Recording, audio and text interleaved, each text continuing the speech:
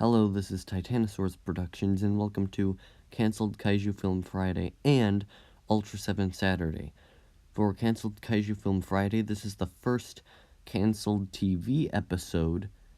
I don't know if it will probably be the only one, but then again, it might not be. And then there's also cancelled Kaiju Film Friday because, it was never made.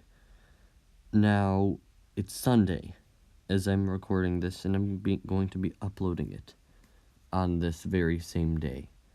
Because I've had to do so much stuff in the past 2 days that I've had no time to do either of those shows, so I thought it would be easier to just do this, because this was going to be the next episode of Ultraseven Saturday, so why not?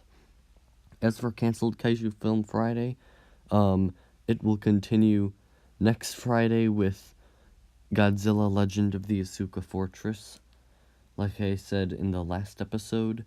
So yeah, let's get to the plot description of this show, of this episode of the show. So, here we go. Ultraseven Episode 12, From a Planet Without Love. I'm reading this from the Ultraman Wiki.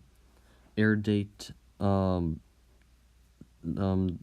see here, December 17th, 1967, screenplay by Mamoru Sasaki, directed by Akio Jisoji, special skill director Jun Uki, sorry if I mispronounce any of these names, viewer ratings 32.8%, oof, that sounds bad.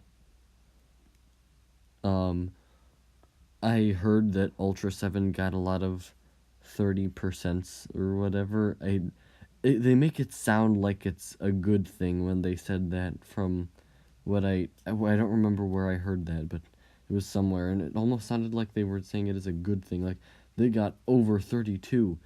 I mean, they got over 30. I know it's not really a good thing today, but who knows? Someone probably knows. More than I do.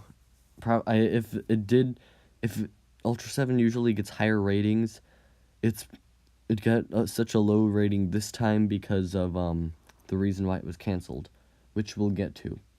Anyway, plot. A number of young ladies have fallen ill, and all seem to be wearing peculiar-looking metallic watches. An all-male group of space vampires and from the planet Spelia are on Earth sucking. Are on Earth No, I'm saying it wrong. Are on Earth seeking the blood of young girls. They use these watches as a means of draining the blood from their victims in a bid to save their race after some unspecified space war. After a small boy puts on his sister's watch, the blood encapsulated within turns out to be even better interest to the aliens. Turning their attention towards children, the otherworldly bloodsuckers devise methods to entice kids into their grasp.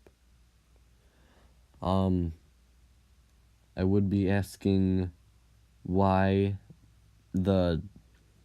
happens after that, but yeah, I don't know what happens after that. I'm assuming Ultraseven destroyed them. I mean, it's that simple. I want to mention how this episode had a bunch of really good-looking shots in it. It's such a shame this episode was never made, because it looked like it would have been pretty good. And the flying saucer also looks pretty interesting.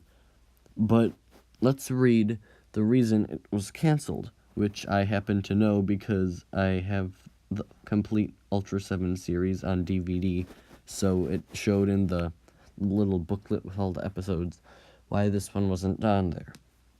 Episode 12 of Ultraseven was banned in Japan because it offended victims of the atomic bombings due to the design of the alien spell, which resembles an atom bomb survivor, complete with keloid scars. I guess that's what they're called. They're called, these people, these victims were called Hibakusha. Hibakusha are subject to terrible discrimination in Japan, and the episode was regarded to be in poor taste. However, the episode was shown in the TNT English dub. The episode was omitted when the show was released on DVD in the United States. I'm gonna go looking for this. I'm gonna hunt it down and I'm gonna watch it, because this is super interesting. It's complete with all sorts of great looking things. And the reason I like this alien so much, Alien Spell, is because he looks so freaky. Because he's got all those burns and scars on him. It makes him look super creepy. Not to mention his face, which also looks super creepy. But yeah, I feel like the stuff with the atom bomb survivors would just the fact that, because I need to explain. It's like because of it resembles the. Sorry, I need to look at this again because I don't remember how to pronounce it. Hibakusha. I hope I'm saying that right. I'm gonna feel really stupid if I pronounce that wrong. But it's because I don't even remember what I was talking about. It's because it would seem scary to the people who survived those bombs, and that's what makes it a good alien, because it is scary to think about that. So, yeah, I guess that's it for this episode of both of these shows, and I don't really have a way to rate it yet, but once if I ever somehow watch the episode, I will have a rating in the description.